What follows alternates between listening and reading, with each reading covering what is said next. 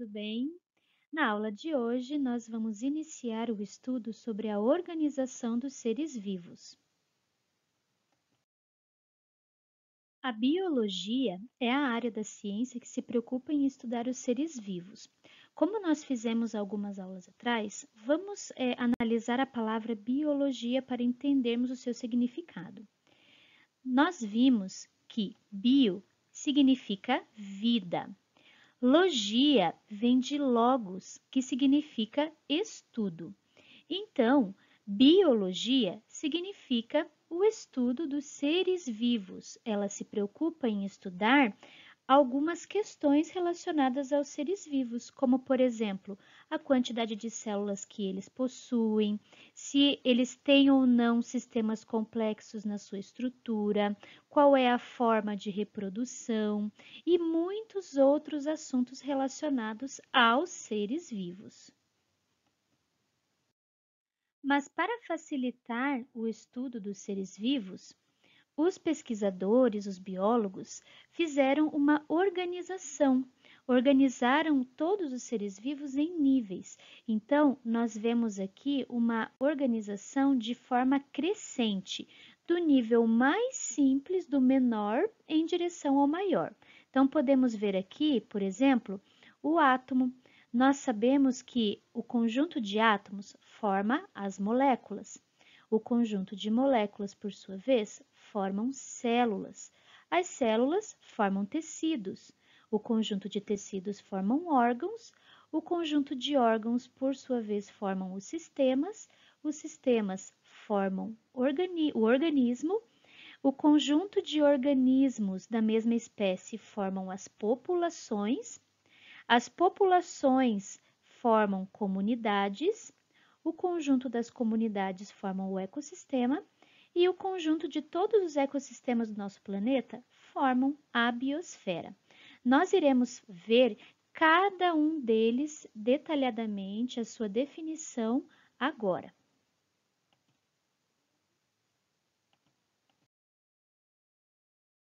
Você lembra que nós já estudamos o átomo lá no início do ano? Então, nós vimos que o átomo é a unidade básica que forma a matéria, mas ele também é formado por partículas ainda menores, chamadas de partículas subatômicas. Essas partículas são os prótons e os nêutrons, que formam a região nuclear, a região central desse átomo, né? Os prótons que possuem carga positiva e os nêutrons que não possuem carga. E ao redor desse núcleo, nós temos os elétrons, que são partículas com carga negativa, que estão em constante movimento numa região chamada eletrosfera. Lembram, né? Então, essa estrutura, essa partícula, esse átomo, é a unidade básica formadora da matéria, porque toda a matéria é formada por átomos.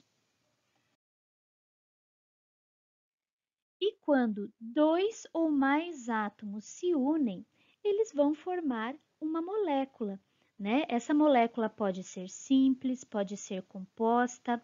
No caso aqui, nós temos uma molécula composta, né? Porque ela possui 3 tipos de átomos diferentes. Nós temos aqui o átomo de hidrogênio, nós temos aqui o átomo de carbono e temos o átomo de oxigênio. Tá? Mas o que nós devemos compreender é que sempre que nós tivermos a união de 2 ou mais átomos, vamos ter aí a formação de moléculas.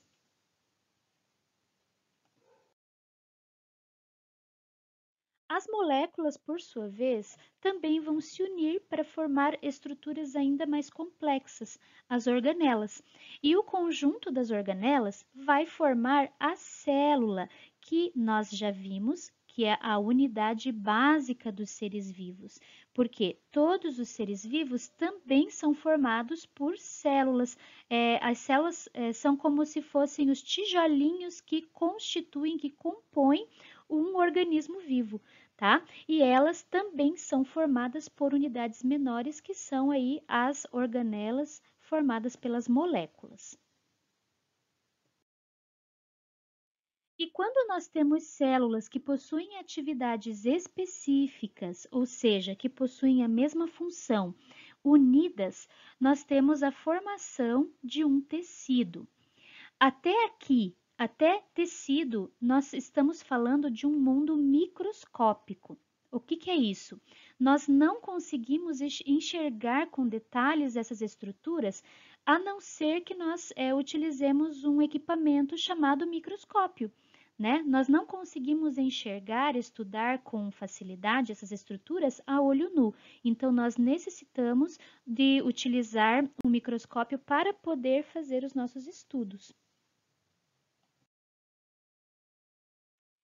E quando nós temos tecidos que interagem entre si e executam funções exclusivas, né, nós temos a formação de um órgão, tá? A partir daqui, a partir de órgãos até a biosfera, nós já estamos trabalhando com um mundo macroscópico, tá? A gente não precisa mais do auxílio de um equipamento para podermos estudar esses órgãos, os sistemas. Nós já temos mais facilidade em observar essas estruturas para podermos realizar as nossas avaliações, os nossos estudos. Quando nós temos um conjunto de órgãos que vão interagir entre si e vão exercer também papéis distintos, mas coordenados, nós vamos ter aqui a formação de sistemas. E o conjunto dos sistemas vai formar um organismo vivo. Agora, quando nós temos um grupo de indivíduos da mesma espécie e que vivem no mesmo ambiente, nós temos a formação de uma população. Mas, professora, o que é uma espécie?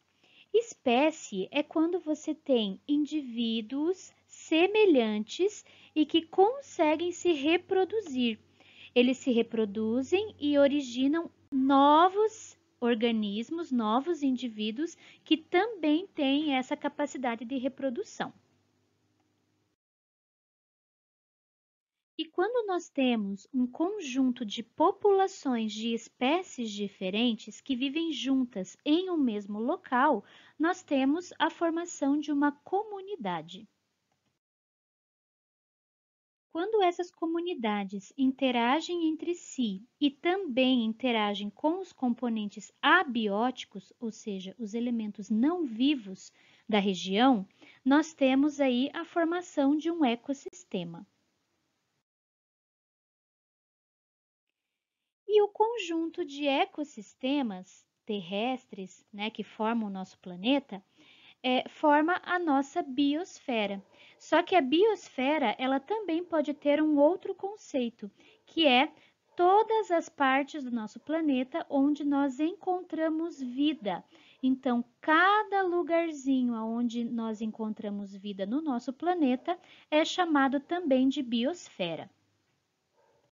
Através da aula de hoje, nós pudemos entender a organização dos seres vivos em níveis biológicos e como eles contribuem para nós entendermos essa dinâmica da vida no nosso planeta, a percepção das semelhanças e diferenças entre os seres vivos, a interação entre eles e os diferentes níveis biológicos e também a interação entre eles e o meio em que eles vivem.